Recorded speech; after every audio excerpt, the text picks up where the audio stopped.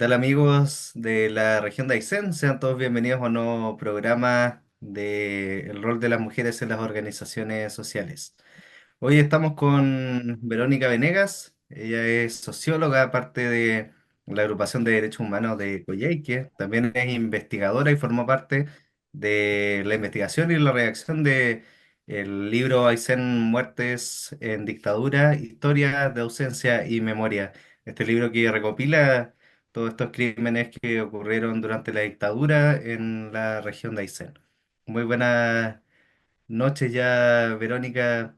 ¿Qué tal está? Hola, buenas noches. Gusto de saludarte, Sebastián, a Vicente, que está también apoyando técnicamente, y a todos los auditores y auditoras o las personas que visitan también Tehuelche Comunicaciones.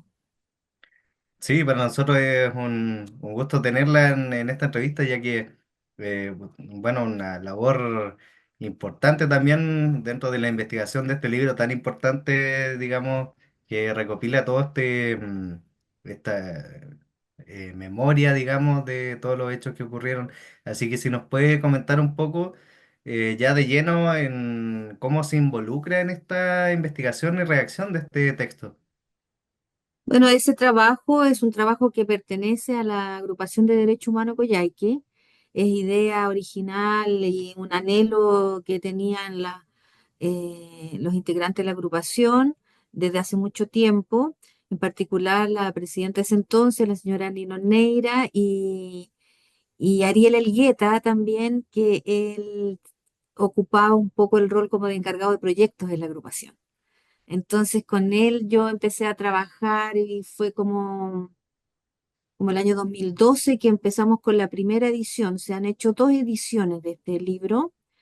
La primera salió el 2014 y la segunda me parece que el 2017, que se agregaron un par de casos más.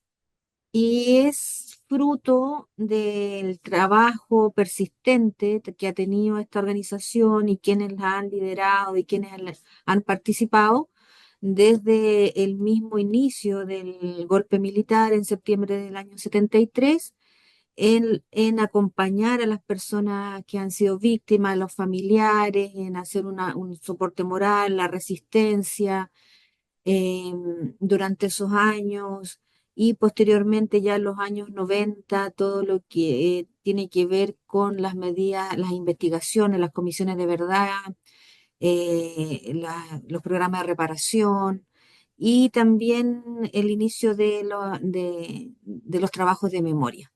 ¿Ya? Es así que ya en esa época, ya a 2000, a fines de los 2000, estaba este anhelo de poder plasmar, porque, por ejemplo, la señora Ninón se sabía todas las historias y tú le dabas un nombre y ella se acordaba del momento, la fecha, de los familiares, de lo que pasó, de cómo se enteraron. Entonces, esa información era muy valiosa y había que sistematizarla, que registrarla para que fuera un aporte a la cultura de nuestra región, a la memoria de nuestra región. Este es usted participó de ambas ediciones. Sí, sí, a mí me tocó la coordinación de ambas ediciones con distintos equipos. eh, en un equipo de tres fuimos al principio, después trabajé con otra persona y bueno, siempre a cargo, como te digo, del liderazgo de Ariel, que era encargado de proyectos, el que era él. Y nosotras investigamos, tuvimos la suerte de contar con el apoyo del juez que estaba en el tiempo, perdón, ministro a cargo de dedicación exclusiva a materia de derechos humanos, don Luis Sepúlveda Coronado, y él también muy cercano a la agrupación, así que facilitó, nos dio acceso a las investigaciones. Las investigaciones no todas las personas tienen acceso. Pero como él siempre mantenía reuniones constantes con la directiva, iban formando lo que pasaba, los avances, etcétera, y cuando se obtuvo el financiamiento a través de un proyecto del programa de Derecho Humano, Él abrió, dio todas las posibilidades de tener el acceso. Nosotros íbamos a la corte, revisábamos los textos, leíamos y más o menos con eso es que fuimos reconstruyendo las historias de las personas que fueron ejecutadas, de las personas que desaparecieron, que son de la región de Aysén. Y bueno, después ya como más decisiones de este equipo, incluido la gente de la agrupación, la señora Ninón, Ariel y el equipo técnico que éramos nosotras, em, decidimos también darle una perspectiva a las historias en la vida, ¿cierto? En la vida de quienes fueron estas personas que fueron perseguidas, asesinadas. No siempre, no eran todas con compromiso político. Había personas que no tenían que no eran militantes, por decirlo, pero sí de darle el énfasis a la vida de las personas, porque los crímenes, los horrores son el final de su vida, pero la vida de ellos fue valiosa y muchos de ellos, como te decía, no todos, pero muchos de ellos fueron parte de un proyecto político que los llevó a vivir, a tomar ciertas decisiones, a tomar ciertos cargos, como el regidor Elena Altamirano, ¿cierto? Como Herminio Soto. Entonces ahí fue que le dimos ese énfasis, esa descripción un poco de lo que había sido la vida de ellos y ellas. Trabajo que no solo Verónica realizó, bueno, usted también en conjunto con Claudia Andaur y también con Jamie Fontecha, que también es reconocida por su trabajo en la Universidad de Aysén. Claro, en el primer equipo éramos nosotras tres, era Jamie, periodista, Claudia, psicóloga, pensando en que el tema de los testimonios, ¿cierto? Recoger testimonios, abrir heridas, tenía que tener una visión integral de cómo íbamos a acercarnos a las familias, porque todas las familias han hecho procesos diferentes.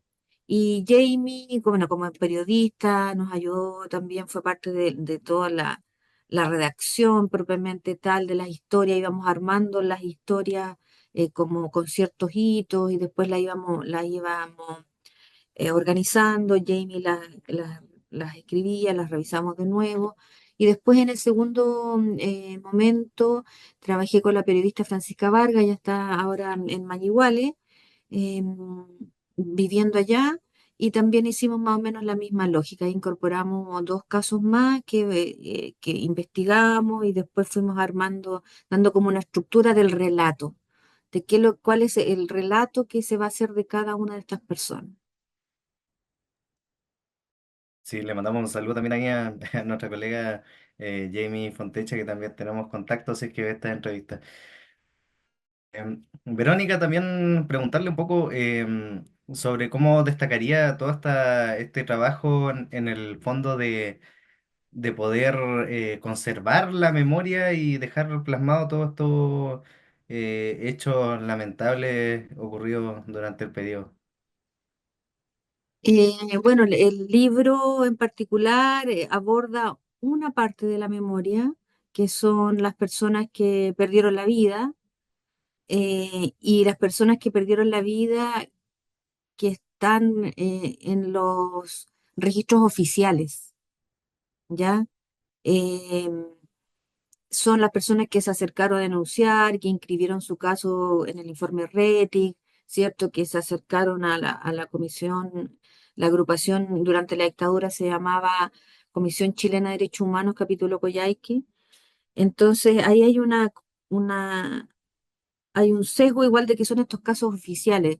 Nosotros hemos recibido informaciones de al menos otros dos casos de personas que nunca denunciaron, nunca dijeron nada, sobre todo en el sector campesino, en sectores rurales, aislados, donde no había posibilidad de levantar la voz, ¿cierto? Entonces, eso es esa parte. Pero hay mucha más memoria que rescatar en términos en general en Aysén y en particular en los tiempos de la dictadura. Está todo lo que fue la prisión política de tortura, el centro de las Bandurrias, los lugares que fueron centros de detención y tortura, eh, en las distintas localidades. Ahí hay una historia y que fue algo que de lo que pudimos eh, reconstruir un poco en el libro también, fue como la instalación de la dictadura en cada localidad, ¿ya? Eh, eh, Siempre hay un plan sistemático cuando se toma el poder de instalarse, y lo hemos visto con compañeras, con compañeros de otras regiones, de otras localidades, que es lo mismo. Se instalaban ¿cierto? En el poder, y de ahí se distribuían con distintas estrategias a lo largo de los territorios regionales, para instalar el terror, para tomar a las personas detenidas y para dejar claro que el poder militar era lo que estaba ahora al mando, que no se iban a permitir disidencias ni rebeldías. Entonces hay historias como la llegada de los militares a la Junta, o la llegada de los militares a Ñireguao, te fijas la llegada de los militares, qué sé yo, a Chile Chico. Entonces en Huichas, ¿cierto? En Puyuhuapi, en Cisnes, en Raúl Marín. Ahí es interesante ver esas operaciones y esas memorias también, eh, porque las dictaduras militares que sufrió nuestro continente latinoamericano en esas épocas son traumas colectivos, son traumas comunitarios, son la sociedad entera, porque es tan salvaje, tan violento durante tanto tiempo, que las sociedades quedan traumadas. Entonces ahí hay una memoria igual que es interesante, y que esa está todavía ahí por ser recopilada, registrada, compartida. Y en eso, bueno, está la agrupación de derechos humanos, y también hay otras organizaciones de derechos humanos y de arte, por ejemplo. A mí lo que me pone bien orgullosa de haber sido parte junto a otras personas en esta investigación es que hemos visto, por ejemplo, el año pasado, que se conmemoraron los 50 años, que surgieron una serie de actividades, como te digo, de grupos gestores de arte, de grupos de danza, de grupos sociales, de grupos que defienden sus derechos, de grupos feministas, que hicieron sus propios homenajes y que ocupaban el libro, te fijas, para como base para conocer la historia de las personas. Para contar, ¿Te fijas? claro. Exacto. Entonces, eso lo encuentro yo súper, es lo que más me gusta. Me gusta cuando la otra vez fue una obra de teatro. Generalmente nos invitan a todas esas obras de teatro. Entonces tú ves que de allí, en el fondo, sirvió para establecer eh, para establecer también una memoria un poco más oficial, que ese discurso que mucho tiempo se escuchaba, como que en la región no había pasado nada, y en, bueno, nuestro país que es centralista, claro que em, los crímenes de derechos humanos, las violaciones de derechos humanos, no se pueden comparar unas a otras. Entonces tú no puedes comparar, decir, no, hubo miles de muertos en Santiago y aquí, no sé, hubo 20. No Mm. se puede, son las violaciones de los derechos humanos que dañan la dignidad de las personas. eh, no son inconmensurables, digamos, no tienen vara de medida con la que tú puedas decir en este lugar fueron más, menos, más importantes, más salvajes, menos salvajes. Eso como que en temas de derechos humanos no se usa, no corresponde, no, es porque no tiene medida. Entonces, en Aysén pasó, en Aysén la dictadura estuvo, aquí venía Pinochet y se paseaba, ya hay personas que lo recibían, que le hacían asado, hay cómplices civiles, igual que en las matanzas de Paine, hay personas que colaboraron también. ¿Te fijas? Entonces hay toda una historia, y que con los 50 años encuentro yo que también fue bueno, porque como que se validaron todas las memorias. ¿Te fijas? No, no, Se todas las destacó más. memorias, dime. Sí, no, le decía que se destacó más, se dio a conocer más lo que había sucedido en Aysén. Claro, y que cada persona, independiente de que no hayas recibido a lo mejor la violencia directamente, pero sí fuiste parte de esta sociedad que vivió esos momentos, que vivió ese trauma, y que todas las personas sentían igual la necesidad de contar. Y yo estaba acá, me pasó tal cosa, estaba aquí, fui para allá, no sé qué, tuve miedo, no salí, pero también son parte de la reconstrucción y de alguna manera el anhelo de que ese trauma colectivo comunitario se vaya reparando. Sí, sin duda que es un gran trabajo y que es importante esto de que el año pasado, cuando se conmemoraron estos 50 años del golpe, una fecha especial también para poder seguir rememorando todos estos hechos que ocurrieron durante el periodo de dictadura, se pueda conocer un poco más de estos trabajos y también de la historia de lo que sucedió en la región de Aysén. Recuerdo también que se realizaron diversas actividades, como usted mencionaba, también las rutas de memoria. Se declararon ahí también algunos sitios de memoria también, como son, por ejemplo, la comisaría de Puerto Aysén, entre otros lugares, digamos. Quería Sí, preguntar, ¿sí? Dígame. son, son acciones que tienen larga data igual, ¿cierto? Por ejemplo, el sitio de memoria que está declarado, que es el segundo cuartel de Carabineros Puerto Aysén, se declaró el año 2022. Se presentó el expediente el año 2017 y se empezó a trabajar en él como el 2014. Entonces, son todos trabajos y las rutas de la memoria son todos trabajos de largo aliento. Yo soy parte de la agrupación de derechos humanos desde el año 2018. Antes, cuando trabajé en la primera, segunda edición, fue como colaboradora, ¿cierto? Como investigadora, vía contrato, y posteriormente me invitaron a ser parte. Pero este es un trabajo que viene, como te digo, desde el mismo golpe militar y hay personas que han sido parte de este proceso, como la señora Ninoy, que fue presidente antes, como la señora María Vera, que es presidente ahora. Ha pasado hartas personas por la directiva, reunimos, hay hijas de detenidos desaparecidos también. Entonces, esa recuperación de memoria, las rutas regionales, que ahora este fin de semana van a Cines Buyuguapi, a Tortela, Chile Chico, em, en Aysén también vamos a hacer la primera de Puerto Aysén. Son trabajos que empiezan a aparecer ahora, pero vienen de una construcción colectiva más antigua y mayor. Verónica, también preguntarle de qué manera este trabajo tan extenso también le afectó quizá de alguna manera personalmente, de manera quizá, no sé, positiva en el sentido de rescatar la memoria o negativa quizá de conocer todos estos lamentables hechos. Sí, mira, en varios aspectos.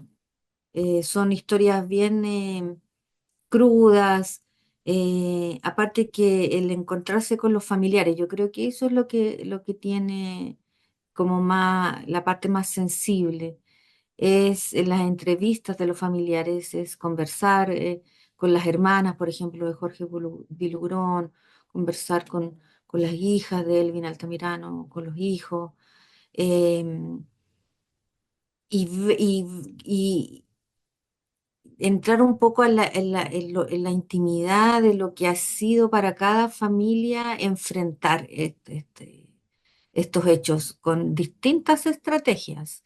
Eh, Todas las familias tomaron distintas estrategias para poder enfrentar y seguir viviendo como podían.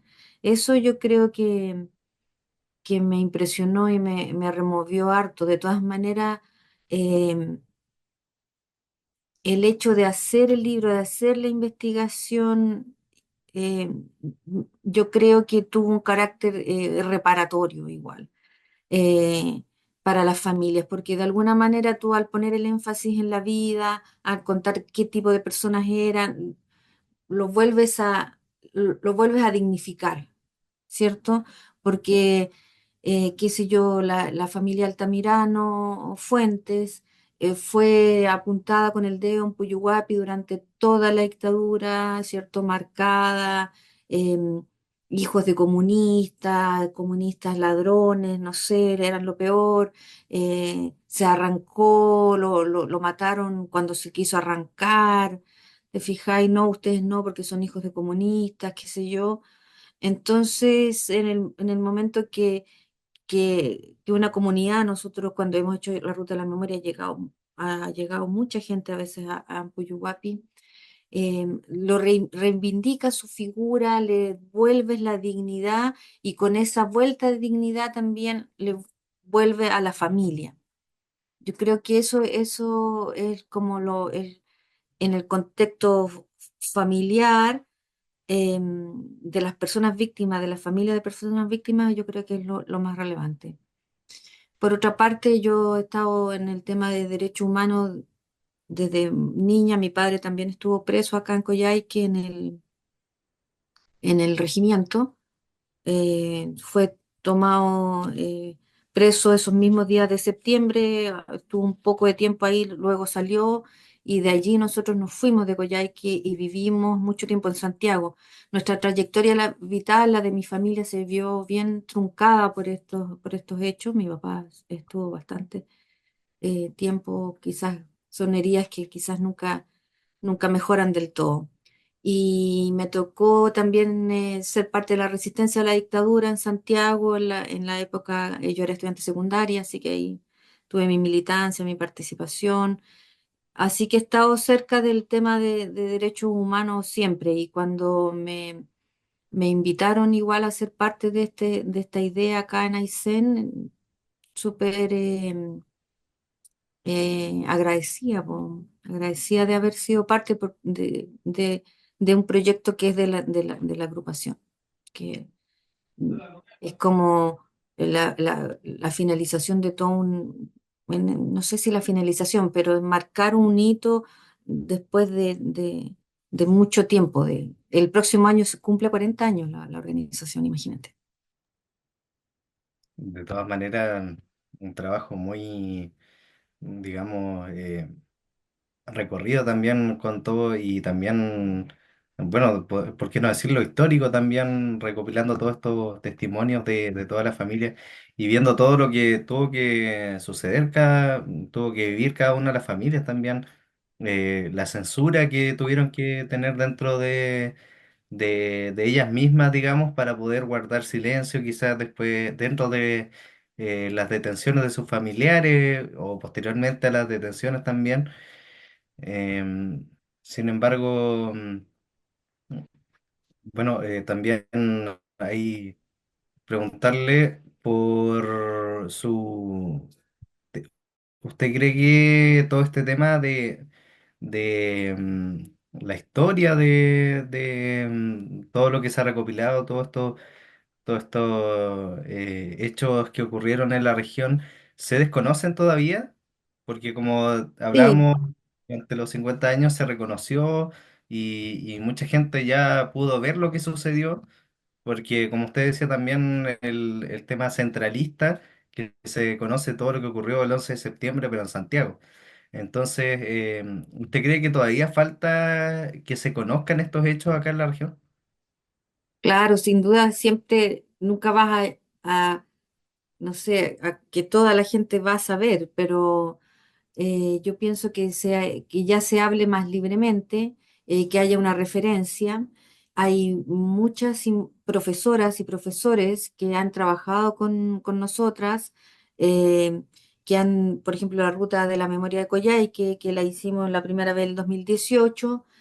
Profesoras y profesores la han tomado, la practican ellos, la van acomodando, hay un guión base, igual que con el sitio de memoria tenemos un guión base, pero que las distintas personas pueden ir adaptándolo. Nos han invitado a colegios también, nuestra presidenta María Vera, ella ha participado en conversatorios en los distintos establecimientos, en la Escuela República Argentina, en el Liceo Juan Pablo. Em, Ahora con el sitio de memoria también han ido de distintas escuelas, de la Escuela El Blanco, fueron de la Escuela Calem, de Aysén. Entonces se va ampliando la memoria y el desafío ahí es ampliar las formas de comunicar, porque ya los hechos, algunos ya han pasado 50 años y los derechos humanos y la memoria también hay que traerla al presente con nuevos significados. ¿Te fijas? Porque si no, no solamente te tienes que quedar en la historia, en los hechos del pasado, sino que tienes que traerlo a hoy en día y cada persona de diferentes experiencias vitales, darle su propio significado. Y eso es lo que han hecho muchas personas que trabajan en el arte, como te decía, ¿cierto? Que trabajan en la expresión, en la creación. em, lo hacen también las personas que median estas visitas de contar una historia que pasó hace 50 años, pero cómo te hace sentido a ti que no sé, que tenís 17 o que tenís 20 y que no tuviste nada que ver, que nadie lo escuchaste, lo estudiaste en el colegio. ¿Cómo se logra esa conexión? Entonces, ahí hoy en día se habla de la pedagogía, de la memoria, ¿cierto? De la educación en derechos humanos y todo eso lo que se está tratando de hacer y el desafío que nosotros estamos enfrentando como agrupación con el sitio de memoria y con las otras actividades es eso, en el fondo, las formas en que podemos, eh, en las que podemos comunicar, en las que podemos lograr que las personas se conecten, resignifiquen, que se apropien de la historia y que los haga mirar su entorno actual, porque los temas de derechos humanos no tienen solamente que ver con las violaciones de los derechos humanos en dictadura. Temas de derechos humanos vemos todos los días en acceso a la información, en salud, en educación, en género, en diversidad. Entonces, es, es un desafío bastante grande, pero es inspirador igual. Exactamente como usted dice, actualmente para las nuevas generaciones hay que reinventarse también en la forma de explicar estos hechos que sucedieron. Y yo quería destacar también que, bueno, nosotros hemos leído este texto también de Aysén, Muerte en Dictadura, y está bien explicado, digamos, cada caso que ocurrió y también, bueno, la introducción valga la redundancia, te introduce a este tema de que de, digamos que te da a conocer de buena manera el contexto de la época, digamos.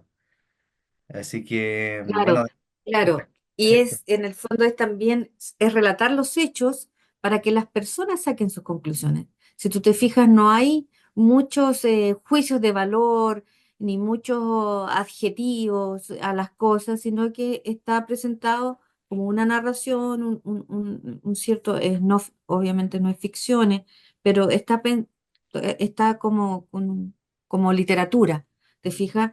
Y que las personas, y eso también tiene que ver, las personas tienen, lo ideal es que hagan sus propias reflexiones, que lo lleven a sus propias experiencias, que lo conecten con sus propios sentimientos, con su propia historia, y en la manera que, en la medida que una persona se logra conectar, empatizar con una historia como esta, es donde se construye el futuro, digamos, de un respeto a los derechos humanos. Si tú logras empatizar, es lo que se llama las garantías de no repetición, que es en el fondo si tú logras empatizar con esa historia, te dice algo y tú ya lo sientes como propio, ya esa persona va a ser una persona que va a tener un poco más de conciencia respecto de los derechos humanos, respecto del valor de la democracia, respecto del valor de la dignidad del otro, de la tuya misma, ¿te fijas? Entonces es bien interesante bueno, toda la gente que lo ha visto, hemos recibido buenas críticas de la publicación. Es que a través del lenguaje de, digamos, de simple, no tan complejo de explicar, la gente puede entenderlo de buena manera. Entonces, eso es algo destacable también del texto, que obviamente nos explica y nos cuenta todos estos hechos que son parte de la historia, lamentablemente. Verónica, también preguntarle por otros trabajos en los que usted ha colaborado, que también es el libro póstumo de Ariel Elgueta, que, bueno, hace poco que en paz descanse también, él falleció. Así que si nos puede comentar un poco de este trabajo donde usted también formó parte. Sí, Ariel, como te decía, él siempre estaba pensando en los proyectos y siempre tenía en carpeta varias ideas y el último tiempo que ya estaba enfermo, estaba interesado y llevaba tiempo haciendo entrevistas del tema de relegado. Ahí el rol que tuve yo fue más que nada logístico, acompañar en los proyectos, el trabajo propiamente tal estuvo del contenido, digamos, a cargo de Ariel, de Claudio Díaz y eh, no me acuerdo del nombre, qué mal. Bueno, y de la compañera de Claudio Díaz, ahí me voy a acordar de él. Ellos trabajaron directamente con Ariel en en la redacción. A mí me tocó acompañar el proceso también, pero te digo como parte más logística. Yo he trabajado en distintas áreas igual, dentro de lo que me veía que te interesaba conversar era como experiencias de trabajo como socióloga. Y yo estuve pensando más o menos qué es lo que te podría comentar aparte del tema de derechos humanos, que estamos trabajando en el sitio de memoria y hemos avanzado bastante, hay un trabajo muy lindo ahí. Em, Me tocó trabajar en la Municipalidad de Ibañez, en Fomento Productivo, me sirvió para conocer creamos la Oficina de Fomento Productivo. Trabajé en salud pública, igual ahí hubo una experiencia muy bonita que tuvimos a principios del año 2000 en la Seremi de Salud con unos programas del Fondo Global para la lucha contra el SIDA. En esa época el SIDA estaba en pandemia. em, Nuestra región estaba con altas tasas de VIH y de enfermedad de transmisión sexual. Y se creó una mesa público-privada con organizaciones sociales, organizaciones de personas viviendo con VIH, organizaciones de mujeres feministas, ONGs y la salud pública. Hicimos un trabajo muy bonito en esa época. Hicimos la ruta de campañas por el uso del condón, andábamos repartiendo, enseñando a usar, y fue bastante novedoso, interesante ese trabajo, yo creo que, y finalmente, fíjate que bajaron las tasas con ese trabajo que tuvimos nosotros. Después, años después, revisando las tasas de enfermedad de transmisión sexual, ahí logramos hacer un trabajo asociativo y comunitario muy interesante. Em, También como socióloga destaco, hice clase en INACAP durante varios años y formé varias generaciones de asistentes sociales de INACAP. Ahí así que hay varias y varios que todavía me encuentran en la calle, que me dicen profe y que les sirvió harto esa experiencia. Em, Trabajé en el Parque Patagonia en Cochrane. Me tocó difícil el año 2012, estaba todavía Hydro Aysén y el Parque Patagonia se estaba instalando ahí, había toda una resistencia hacia Tompkins por ser gringo y todo eso. Y a mí me tocó trabajar en vinculación comunitaria, tuve 10 años ahí. Fue un trabajo bien desafiante, pero bien interesante. Yo creo que logramos cosas muy bonitas, sobre todo con estudiantes, en temas de educación al aire libre, en temas de conservación. También siempre el- con el trabajo comunitario, de organizaciones, hay que ser súper cuidadoso igual, porque tú estás trabajando con comunidades que tienen sus propios códigos, sus propios valores, sus propios principios, y no se puede cuestionar, porque sus posiciones son legítimas. Entonces, Si tú quieres construir, tienes que construir de a poquito, ¿cierto? Pero sin cuestionar, no puedes ir a la confrontación. En esa época estaba bien álgida la cosa en el Parque Patagonia.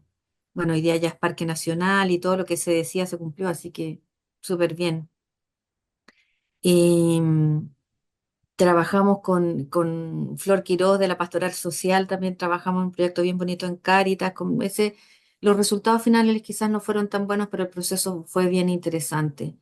Em, Así que yo pienso que se puede hacer un aporte tanto desde las organizaciones sociales como desde la sociología. Soy parte de CODESA igual, que es una corporación del desarrollo sostenible de Aysén. Y estoy ahí del año 94 tratando de apoyar, em, el, apoyar posiciones y posturas críticas, posturas diferentes, cuestionarse, ¿cierto? Construir, que es un poco el rol de las organizaciones sociales, ¿ah? Las organizaciones sociales, su capital es la voluntad de las personas. Entonces, esa voluntad de las personas es algo que hay que cuidar. Em, y es un trabajo bien difícil y de mucha atención, para que perdure. Así que en eso estamos. En eso. Ahí ahora estoy haciendo clases en la Universidad de Aysén igual. Mm. Ahí estoy, dejé hace un par de años el tema del Parque Patagonia, fue súper bueno. eh, Fue una experiencia súper bonita trabajar en conservación de la naturaleza, maravilloso.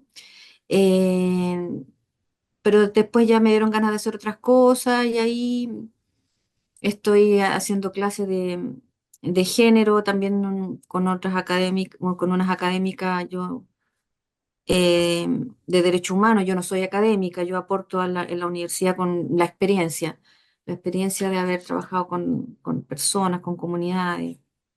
Esa es como mi experiencia. Y hace poco también he asesorado a algunos grupos en temas metodológicos.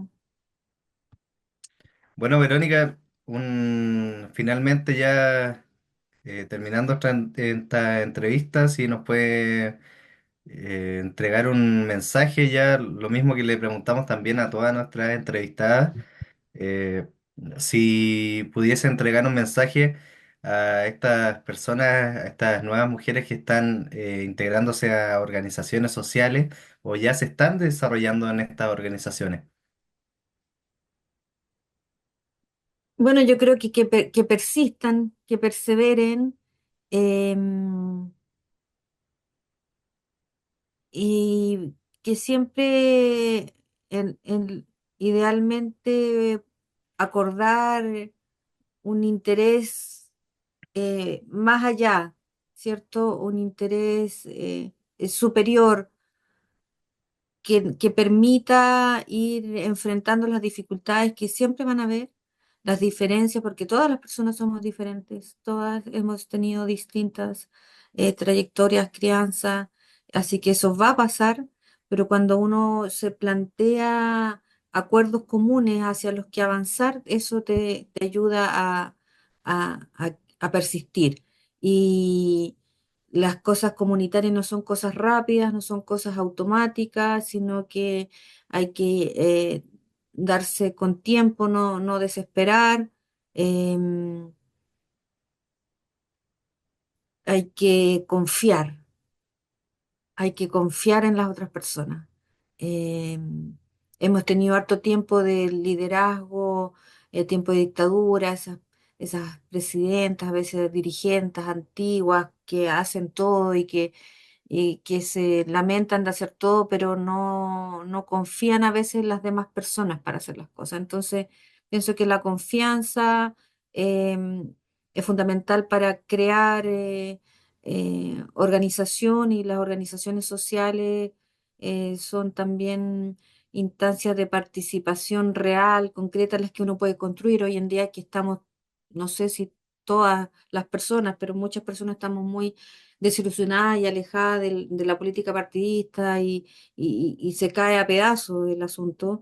Em, pero las organizaciones sí podemos construir, sí podemos construir. Y de a poco, a una pequeña escala, en primer lugar tu propio grupo, tu propia organización, tu comunidad, puedes tener un impacto pequeño, pero significativo, ¿cierto? Entonces, cuando se logra eso, es, es una linda retribución para quienes participamos en organizaciones sociales. Así que eso, a persistir, a mantenerse, a respetar la dignidad de todas las personas, a que todas resulten dignificadas por participar. Eso, yo creo que hacia allá hay que avanzar, hacia levantar cosas. Hay tanto ya acto destructivo y se caen las cosas a pedazos a solas, entonces el- creo que las organizaciones sociales estamos llamadas a construir. Eso. Así que agradezco a Tehuelche y a ti, Sebastián, a Vicente, que se hayan interesado en conversar conmigo y con la agrupación de derechos humanos. Así que gracias. No, le agradecemos a usted, Verónica, por entregarnos sus testimonios de su lado también desde la sociología. Así que de esta manera ya muchas gracias, agradecerle nuevamente, Verónica, por haber estado en esta instancia, en este programa. Eso, que tengan una linda semana. Chao, Nosotros chao. nos despedimos entonces con Verónica Venegas, socióloga, aparte de también investigadora y redactora de este libro Aysén, Muertes en Dictadura. Nos despedimos para un nuevo capítulo de El rol de las mujeres en las organizaciones sociales por Tehuelche Noticias.